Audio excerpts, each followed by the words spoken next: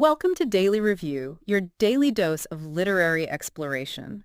We dive into books that spark curiosity and ignite growth. While our passion often leads us to nonfiction reads that empower and improve your life, no book is off limits.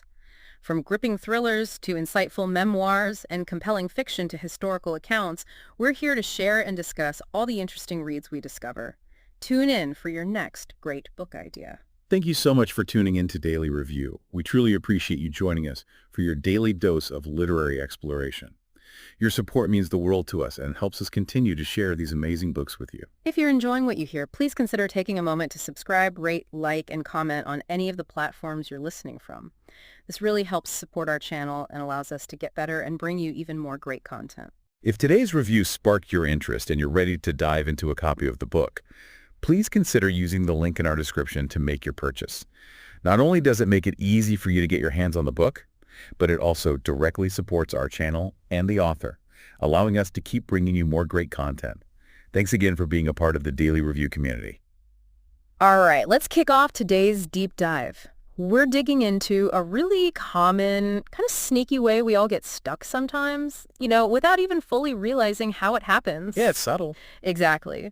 Our mission today is to pull out some really practical, actionable strategies from Mel Robbins' fantastic book, Stop Saying You're Fine, Discover a More Powerful You. It's such a great title, too. It really captures it. It does. We're looking for those surprising insights, the tools you can actually use, a clear path, really, to break free from those limits we put on ourselves, those negative mindsets. It's all about tapping into that power you have inside, right? Mm-hmm. And also using your connections, the people around you, to build a life that feels, well, more dynamic, more fulfilling. You've summed it up perfectly because, let's face it, so often you find yourself in this place where, okay, things aren't terrible, but they're just not great either. Right, they're just fine. Exactly, fine. And the book really gets into this, how we're just bombarded constantly with images of perfect lives, reality TV, Hollywood movies. Oh, and social media. Yeah. Those heavily packaged Kodak moments, as the book calls them. You scroll and scroll. And even when your logical brain knows it's curated, it's filtered, maybe even totally fake, there's still this little nagging feeling, isn't there? This dissatisfaction that creeps in. Absolutely. Plants a seed of doubt about your own reality. Yeah. Like you start thinking, okay, my life isn't a movie, fine, but does it have to be? Well, so much effort all the time, so consistently fine. And then in those quieter moments, maybe you notice this gap. Sometimes it feels like a huge gap, actually, between the life you secretly wish you had. Yeah. And the one you're actually living. Yeah. That fine feeling. It's almost like an anesthetic. It numbs you to the fact that deep down you know you want more. A lot more. And the book uses this brilliant metaphor for our resistance to change, something almost everyone can relate to. The snooze button. Ah, yes. The snooze button. The perfect symbol. It really is. It perfectly shows how our minds can be kind of perverse, actually. How they sabotage our best intentions. Actively work against what we say we want. Think about it. That alarm goes off. Jarring sound, right? Yeah. And what's the first instinct? For so many of us, it's just smack that snooze. Yep. Automatic. Even if you had plans, maybe you were going to finally start exercising or get a head start on work or just have 5 minutes of peace before the chaos starts. But nope, instantly your brain starts whispering those excuses. Ugh, too early. My knee felt weird yesterday. One more day won't hurt. I'll definitely start tomorrow. Oh, the definitely tomorrow excuse. Classic. It's classic. But the point is, this isn't just about getting a few extra minutes of sleep, is it? It's way bigger than that. Right. It's a pattern. It's a tiny behavior that mirrors these huge life patterns. That little button right there between your dreams and your actual life lets you delay everything with zero effort and maximum self-deception. Every time you hit it, you're kind of giving up a little bit of your power, aren't you? You are. Every resolution, every promise you made to yourself, every good intention, poof, gone, wiped away by that one little tap. It becomes the symbol for anyone feeling stuck. Stuck in a job that drains you? Stuck in a relationship that's gone stale. Stuck in a body that doesn't feel like yours? Or just stuck with a head full of amazing ideas that never see the light of day. Just stuck. Which leads us perfectly to the story of Allison in the book. It's such a powerful example. She's 34, always dreamed of being an actress since she was a kid. A lifelong dream. But when asked, so when did you last act? Her answer is just gut-wrenching. Never. Never. Wow. And her excuses, they probably sound familiar. I'm fat, I'm short, I'm scared. What if they tell me I can't act? All the fears, Yeah. all the self-doubt. But here's the really sharp, kind of painful insight. By hitting snooze on every single chance, every little thought about auditioning, every potential step forward, she's actually made her worst fear come true. How so? Well, she can't act now because she's convinced herself she can. She's passed judgment on her own potential career without ever giving it a real shot. That's heavy. Yeah, that's heavy. And the book is pretty direct about it, saying, you listening right now, you probably do the exact same thing. Ouch. But true, right? We cling to these reasons, sometimes pretty flimsy ones, for not fixing the parts of our lives that make us unhappy. Allison's brain, after years of this habit, just expects avoidance now. It's wired to dodge action. Those moments where she felt inspired, maybe practicing lines in the mirror or Googling auditions, they should have been sparks, Yeah, catalysts for doing something. yeah. But instead, she always chose the path of least resistance, which ultimately led her nowhere. It's a stark reminder that inaction is a choice too, a powerful one. So the book makes this really important distinction. It's not the same thing being stuck versus being in crisis. Right, that's key. When you're in a crisis, change is basically forced on you. The book uses this image of a cannonball hitting your boat. It's sinking. Your only choice is how to manage the chaos, how to survive. Exactly. But when you're just stuck, the boat's still floating. Maybe it's drifting, maybe going in circles, maybe taking on a little water, but it's not sinking. Not yet. And that's the tricky part. The challenge isn't survival, it's deciding if you'll change it all, or if you'll just keep drifting, kind of lulled by this false sense of okayness. And the message is loud and clear. The only way to get unstuck is to force yourself. You have to consciously decide to change and grow. Think about when you were younger. There was this feeling of, endless possibility, wasn't there? College, first apartment, first big trip, landing that real job. Yeah, the future felt wide open. But then adult life often settles. It becomes routine, predictable. Maybe that travel bug wears off, or marriages slowly become more like roommate situations. The book even mentions DINs. DINs? Double income, no sex.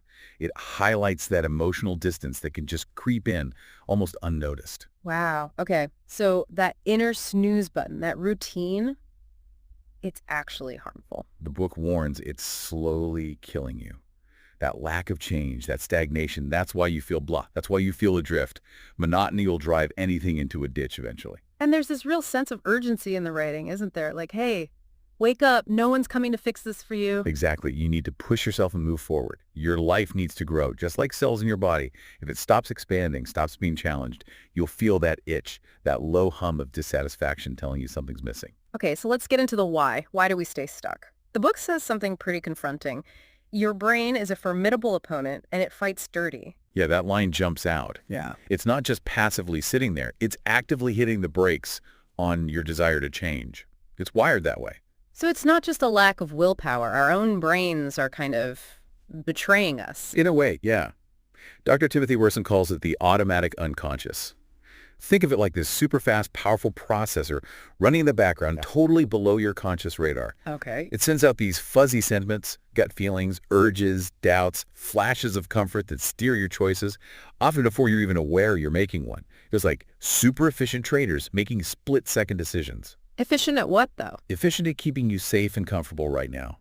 But here's the problem, the evolutionary shortcoming. It's got a terrible bias for now over later. Short-term gain, long-term pain. Pretty much. It'll happily trade your future happiness, your big goals, for immediate comfort or avoiding anything that feels slightly difficult in this moment. That's why resistance loves mindless web surfing, vegging out, routines, hitting snooze, making excuses. Because they feel easier right now. Exactly. They're the path of least resistance in the moment, even if they lead you further away from what you really want long term. That really makes the wet blanket theory of resistance click. It's so relatable. Like Allison seeing that audition poster. Yeah, instead of excitement, her mind just floods with disaster scenarios. The line will be huge. I'll forget my lines. I'll get a stress rash. It's like her brain is actively trying to snuff out any tiny spark of hope the second it appears. Precisely. It's about not living in the moment. You're constantly worrying about and trying to avoid possible bad futures. So you interrupt what you're feeling now. And you miss the opportunities that are right there because your brain's too busy making up anxiety. Total self-sabotage. And it's not just internal stuff, right? Modern life piles on too. Oh, yeah. The crazy pace, money worries for so many people, endless distractions. Yeah. It all chips away at your desire and your belief that you can change. And as if that wasn't enough, your own mind, that automatic unconscious, adds fuel to the fire with internal doubts. When you feel stuck, you notice what's missing, and your brain loves to replay past mistakes. Or even twist good things into sacrifices, like, oh, I married too young, or I can't follow my dreams because of the bills. Instead of seeing what that job gave you, maybe stability, new skills, you focus only on what you think you lost, the what-ifs. It creates that overwhelming feeling, I just don't have time to fix this, so you give up on big changes just to survive the day. And this is crucial. The book really hammers this home. Yeah. If you catch yourself saying, it is what it is, Yeah. that's not the powerful you talking. That's the voice of surrender. It reinforces the lie that you have no control when really you're just choosing not to exercise it. Okay, this next point feels almost backward. The book talks about the tyranny of choice overload, how too many options can actually make us less happy and more stuck. Isn't that something? We think more choice equals more freedom, more happiness. But often it just leads to confusion, paralysis, and feeling miserable. You go into a supermarket, 30 kinds of mustard, hundreds of cereals, an entire aisle of just water. Trying to pick a phone plan or a health plan, it's exhausting. I remember when choosing chips was easy. Now it's like decision fatigue over snacks food. It's real, though. The book mentions that jam experiment. 24 jams got more people to stop and look. Right, 60% stopped, but only 3% actually bought any jam. Whereas the display with just 6 jams, fewer people stopped, only 40%. But 30% of them bought jam. A huge difference. That's analysis paralysis right there. Too many options, so we just don't choose. We freeze. It's exactly what happened with Brian in the book. He mentions starting a business, and his wife, Jennifer, who's very risk-averse, just hits him with a wall of questions. What about healthcare? Costs? Maybe just stick with sales. And because of all that uncertainty, external and then internal, he just drops it. His brain says not starting is safer, even though life has no guarantees, right? Yeah. Doing nothing is also a choice, often a risky one. And this ties directly into maybe the biggest reason we get stuck. Addiction to routines. All those choices, all that uncertainty, it makes us crave the familiar. We get hooked on routines, even routines that make us unhappy. Like Kathy in the book, just accepting her routine of chores was her life, getting comfortable with being unhappy. Exactly. Trapped by the familiar. It's a devil's bargain. Routines save brain energy, simplify things. But they also rob life of variety, spontaneity, real exploration. You go on autopilot. You get banner blindness. Like in that experiment where people miss a gorilla walking through a basketball game because they're focused on counting passes. We filter out anything not directly related to our narrow routine focus. And there's a physical reason for this in the brain. Yeah, the basal ganglia. It's like the command center for habits and addiction. It creates these deep grooves, these shortcuts from trigger to reward, often bypassing conscious thought. So routines are like mild addictions. Diluted forms of addiction, the book calls them. They feel compulsive. Think of Harold, hating smoking but unable to quit. The routine is just too strong. Breaking free requires being more powerful than the addiction itself. I remember the story of Gerald, addicted for almost 40 years, homeless. And one day he just realizes the sheer effort it takes to maintain that life. The hustle just to stay addicted and homeless. Yeah. And he thinks, what if I put all this energy into getting good? And he got sober. He realized getting clean was actually easier than the exhausting grind of his addiction. It's such a powerful illustration. If he could turn that kind of effort around. Then surely we can break free from our less destructive but still limiting routine addictions. It really highlights that key difference again. A crisis forces change because the pain is too much. But when you're just blah, chronically dissatisfied but not in crisis, it's so much harder to force yourself to act. You really have to become bigger than the negative thoughts, bigger than the routines, bigger than the fear. Okay, so if the problem is this deep-seated resistance, fueled by our brains and modern life, what's the antidote? The book is really clear. Action. Action is the key to becoming more powerful. Simple as that. It's about realizing, as the book says, that action is a thought brought to life, and to fight the brain's tendency to kill ideas. Enter the 5-second rule. Yes. Explain that. It's so simple but effective. The idea is, if you have an impulse, an idea, a goal, you have 5 seconds. 5 seconds to move from thought to physical action. Or else. Or else the idea starts to melt. Your brain gets that 5 seconds, which is apparently a lifetime for it, to flood you with doubts, fears, excuses, and talk you out of it. So it really means just do the things that you don't want to do. Sounds tough. It can be. Think of Ellen from the book. Walk past a yoga studio for a year making excuses. I'll look stupid. I'll have a heart attack. In there. Right. Finally, she just forced herself in, ignored the brain chatter, gritted her teeth, stayed. 10 years later, she owns the studio. Wow, and she still has days she doesn't want to go. Yep. That resistance doesn't vanish. Being powerful means pushing through it anyway. Like Allison, who hated stage fright but auditioned. Or Colleen, who didn't want to date a divorced guy but did it anyway. The point is, every positive action, even tiny ones, creates momentum. Exactly. It's a feedback loop. Yeah. Action fuels the next action. It's like a perpetual motion machine for growth. So the challenge is just start. Stop hitting snooze on your life. Start now. Not tomorrow, not next week. Now. But wait, before we jump into action, there's a crucial first step, isn't there? Honesty. Brutal honesty. Oh yeah, foundational. You have to stop pretending that everything is fine. And our brains are sneaky about hiding the truth, keeping us busy, distracted. So we don't have time to actually sit and think about what's really bothering us deep down. They make us focus on fake problems, the book calls them, the stuff we're okay complaining about. Like Sarah, the bartender, complaining about her roommate. When the real issue was her career felt totally stalled.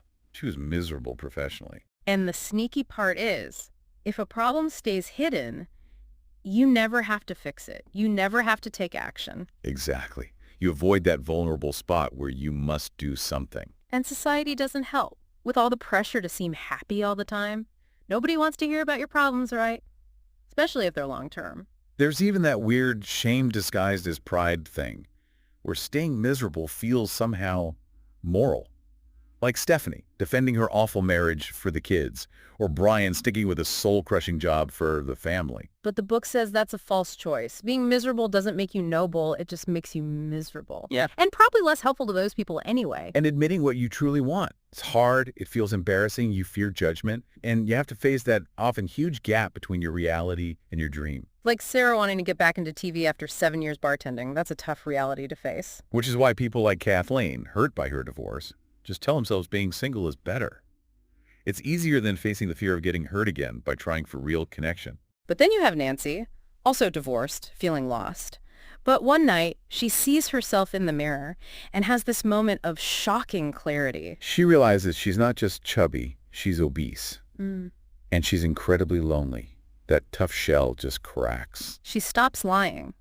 To herself, to others, and that truth, even though it's painful, becomes incredibly motivating. It demands change. Totally. Or Joseph, who first said he wanted to lose weight for his cholesterol. Sounds good, right? Health conscious. Yeah, respectable. But the real reason, the one that actually got him motivated, he wanted six-pack abs and the confidence to ask women out. Maybe crass, definitely more visceral and selfish. And he didn't lose a pound until he admitted that real reason. Exactly. The truth is motivating, especially when it connects to those deep primal drives, sex, money, winning, recognition, fun. Selfish here just means it's for you, driven by your core desires, not what you think you should want. So how do you know if a desire is powerful enough? The book gives us 3 tests, like a reality check. First, is it embarrassing? Yeah, the idea is the gap between where you are now and this big, cool dream. It should make you a bit nervous. If telling someone makes your stomach knot up, that's probably a sign it's big enough to matter. It's stretching you. Second, is it selfish?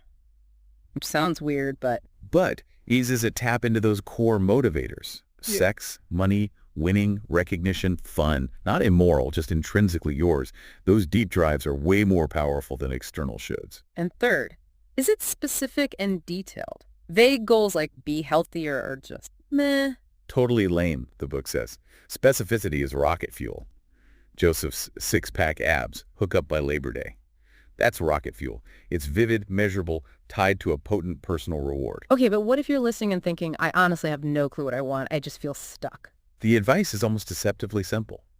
Just pick anything new or interesting to explore. Seriously, anything. A hobby, a class, walk home a different way. It doesn't matter what it is. Not at first. The act of exploring, of introducing novelty, automatically broadens your perspective, lifts your mood. You have to force yourself to move, to expand first. Then the idea, the clarity, often hits you. Like Mel Robbins exploring opening a bakery, realizing she hated the idea of early mornings, and that helped her figure out the lifestyle she did want. Exactly. You can't think your way out of being stuck. You have to act your way out. Action creates clarity. Okay, so you've faced the truth, you've maybe identified a specific, maybe slightly embarrassing desire. Now what? Leverage other people. Yes. The book is emphatic. Communicating is one of the most productive forms of action you can take. Which sounds bold, but think about it. You really can't get much done alone, can you? Installing a toilet, jump-starting a car, moving house, you need people. We're fundamentally social creatures, and it's biological too. That genuine connection, instant rush of oxytocin, the bonding hormone. And those mirror neurons? Yes. They literally copy the emotions and actions we see. Someone yawns, you yawn. Someone smiles genuinely. You can't help but smile back, which is why that eye contact game works. Stare, smile, hold for 4 seconds. It boosts your own energy because your brain mirrors that positive interaction. It's a neat little hack for connection. And the importance of just plain emotional support, it's huge, isn't it? Research shows isolation is literally bad for your health. Terribly bad. Depression, higher blood pressure, shorter lifespan. But good social support improves cancer survival rates, lowers stress. It's vital. That Harvard Men's study is incredible. Relationships at age 47 predicted happiness late in life better than anything else. Income, career, health, nothing mattered as much. George Valiant, the director, basically said relationships are the only thing that truly matters. And not just any relationships. Dr. Mel's research shows deeper connections come from talking about stuff that really matters, not just surface chat. Okay, so how do you actually go public when it feels so awkward and vulnerable, like exposing yourself? It can feel like navigating puberty all over again. We're taught to keep up appearances. But being powerful means being honest and brave in your communication. So practically. The book suggests pick 3 names from your contacts. Call them. And this is key. Get excited when you talk about your idea, even if you have to fake it initially. Why the excitement? Mirror neurons. They'll want to help you. They'll reflect your energy. But the goal isn't necessarily getting advice. Advice isn't the main point. Moving forward is the point.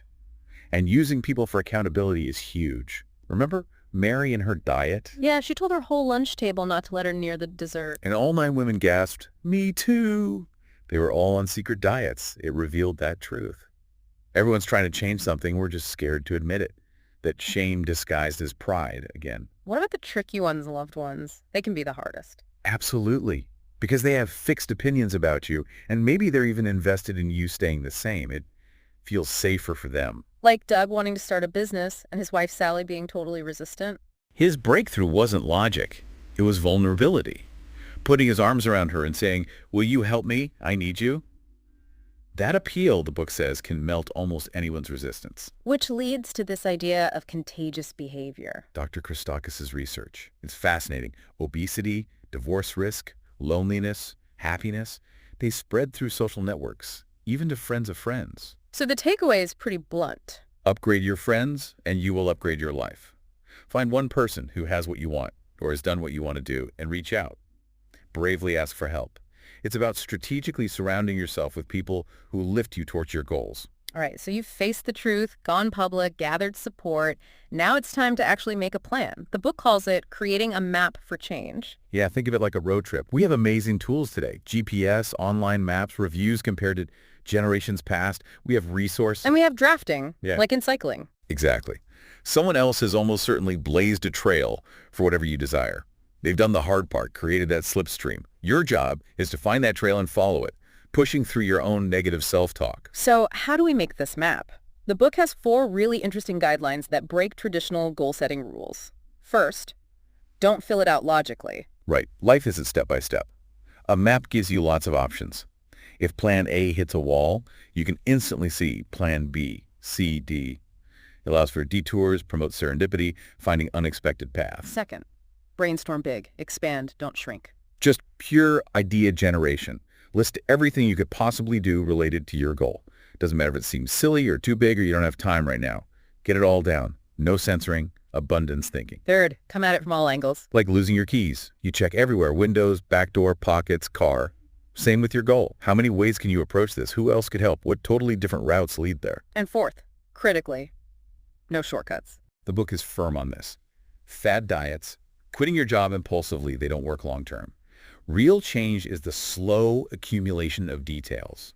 Consistency over intensity. Lots of small steps, lots of little circles on the map, not one giant leap. Try too much too fast, and the old habits often snap back harder. Okay, with those rules, how do we actually fill the map? The book gives 7 brainstorming exercises. First, take advice. This is simple. Listen during those going public calls. Every suggestion, book title, contact name, put it on the map. Free insights from your network. Second, approximate your dream. Love this one. Find tiny versions you can do today. Want a bakery? Bake something new daily. Volunteer. Cater for friends. Want confidence? Practice the eye contact game. Start small. Build momentum now. Third, follow the leader. Research people who've done what you want, like best practices for being human. What did they do? What risks? What failures? Add their strategies to your map. Don't reinvent the wheel. Fourth, get a PhD. Become an expert on your desire. Research it deeply. Classes, books, blogs. Every interesting fact, connection, or even scary step you learn about, add it to the map. Knowledge creates pathways. Fifth, join a group. Find relevant groups, trade shows, conferences, online communities. Proximity is powerful. Put yourself near people doing what you want. Their energy rubs off. Sixth, innovate. Step back. How can you experiment? Treat things. Like Stonehearth Pizza, adding delivery, catering, wholesale, small innovations over time. Can you approach any circle on your map differently? And seventh, blow up obstacles. This is clever. List your roadblocks, but reframe them as tasks. Instead of no money, right, get advice on how to work around having no money. Yeah. Shifts you from problem staring to problem solving. So now your map is full of potential actions. The real power comes from doing them. Breaking big goals into small chunks makes them feel doable. Attainable wins build confidence, build stamina. Like training wheels on a bike. You learn the basics first. Small wins create the foundation. And the key to starting, back to the 5-second rule, that rocket launch. Pick any circle on your map and go in 5 seconds or less. Delaying is the only wrong move now. Act fast to break that habit of inaction, that habit of letting your brain talk you out of it. Tom's story in the book is so powerful here, trying to reconnect with his estranged daughter, Emma, after years of alcoholism. Used his map, listed actions, then just did them, consistently. Small things, letters, calls, meetings with social workers. Even when Anna, the mother, sent back his check with "go to hell" on it. He didn't stop. He added "get advice on dealing with Anna" to his map, picked another circle and kept going. That's how you become an expert at doing, not just thinking. Ignore the feelings, stop the overthinking, just act. Doesn't have to be huge, just something. Start moving. Do it again tomorrow. Let the momentum build. Tom's relentless small actions eventually worked. He met Emma. Consistency won. But the work doesn't stop there, right? That initial excitement fades. Exactly. Self-improvement is like chores. You got to keep doing it. Laundry doesn't stay done forever. Your life needs constant upkeep, too. And when that initial motivation dips, you start slacking, choosing the easy way out. Sending an email instead of making the hard call. Bumming a smoke instead of quitting. That's where most people stumble. You need stamina. And the book identifies 5 common mental walls that pop up and block progress, making you feel stuck all over again. Right. Feeling rejected, overwhelmed, unmotivated, like a fraud, and discouraged. We hit these walls. Okay, let's break them down. Strategies for each. First, dealing with rejection or setbacks. It's going to happen. Ups and downs are part of the deal. The advice, allow yourself maybe 2 hours to sulk, really feel it, then cut it off. Okay, then what? Remind yourself of past wins. Then, and this is key, force yourself to find a reason why this rejection is actually the best thing that could happen. A positive reframe. Infect others with positivity. Yeah, optimism is contagious. And then, consult your map. Find another route. Like Jennifer, rejected from all 8 medical schools. Devastating. Totally. But instead of giving up, she mapped her core desires, science, helping people, wellness, and found 17 other ways to fulfill those without being an MD. Naturopath, nurse practitioner, nutritionist. Where she saw a dead end, the map revealed tons of options. Exactly. Second wall, feeling overwhelmed. Too much going on, too many choices, The paralysis, solution. a brain dump. Yeah. Get it all out of your head onto paper, everything. No judgment, just list it. Like Dava, the boutique owner drowning in problems, unsold stock, rent due, vendor issues. She listed everything, all the fears, choices, options, decisions, and realized she didn't have to solve it all at once. She could call one vendor, postpone one check, small steps. And just getting it out of her head freed her up to think creatively. She realized even if the worst happened, she'd still have options. It shifts the focus from what choices to how you approach problems.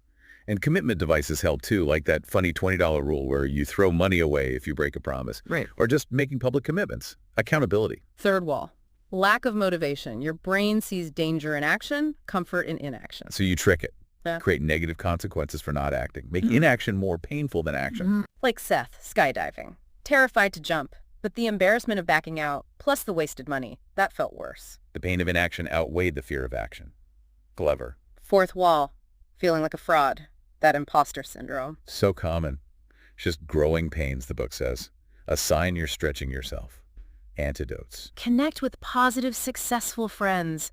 Let their momentum rub off mirror neurons again. And build a positive personal narrative. Talk about your efforts, even setbacks, as part of your triumphant narrative. Frame your journey to empower yourself.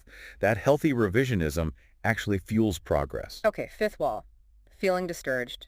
Pushing too hard, burning out. Here the key is, frequency is more important than intensity or quantity. 20 minutes a day beats desperate 3-hour bursts followed by quitting. Consistency wins. And focus on the feeling after. The hot shower after the run, the satisfaction of finishing. Find pleasure in the process, even if it means dialing back the intensity a bit, like Ellen enjoying the glow from yoga, not just a weight loss goal. Sustainability matters. Which leads perfectly into the 7-day stamina challenge the book proposes, to really build that mental muscle. Yeah, it's designed to leverage happiness research and brain science, like Dr. Rady's Miracle Grow for the Brain, that 20 minutes of daily exercise. It's not just physical. It boosts brain function, memory, creativity. Like those kids in the Naperville study acing tests after exercise. Foundational. So the challenge layers habits daily. Day 1. Face the day. Alarm 30 minutes early, out of bed in 10 seconds. No snooze. Builds an immediate win. Day 2.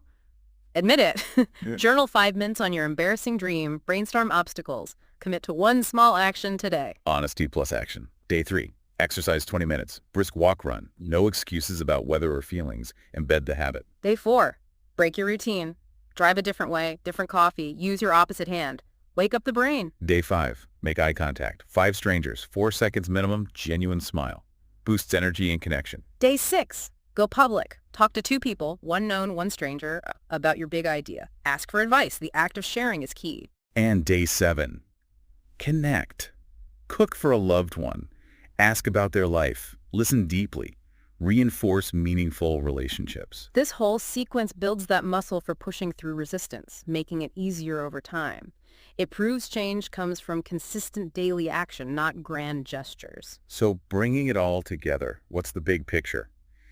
The book boils it down to 2 core human struggles, things Reverend Peter Gomes talked about: ownership and challenge. Being stuck, being fine, means you're dodging ownership, not taking full responsibility for your life's direction. And you're avoiding challenge. You're not pushing yourself into situations that force growth. The book says when you're moving the wrong way or not being challenged, your body sends a signal. You feel stuck, checked out. That human need for growth isn't being met. And it throws down a gauntlet. If your hardest choice this week was deciding on takeout, you're avoiding challenge at your own expense. Because you're not supposed to be stuck. You're meant for more. You're supposed to be doing something amazing. The power comes from leaning into that challenge, that discomfort. Like Seth skydiving again. It wasn't some huge leap. It was a tiny shift of weight. Leaning in instead of staying defined by fear. That small action changed everything for him. So the core message really is ignore how you feel, stop the endless thinking, and just act. Let the momentum build. Practice it. Become an expert at taking action, not an expert at doing nothing. Transform from hitting snooze to moving forward. So as we wrap up, here's something to think about. That longing you feel inside, that pull towards something more, it's not a curse, it's a signal. You'll always feel that tension between your current life and what could be. Growth is lifelong. So the question is, what small, maybe uncomfortable action will you take today? Just one step to bridge that gap and start discovering the more powerful you that's waiting.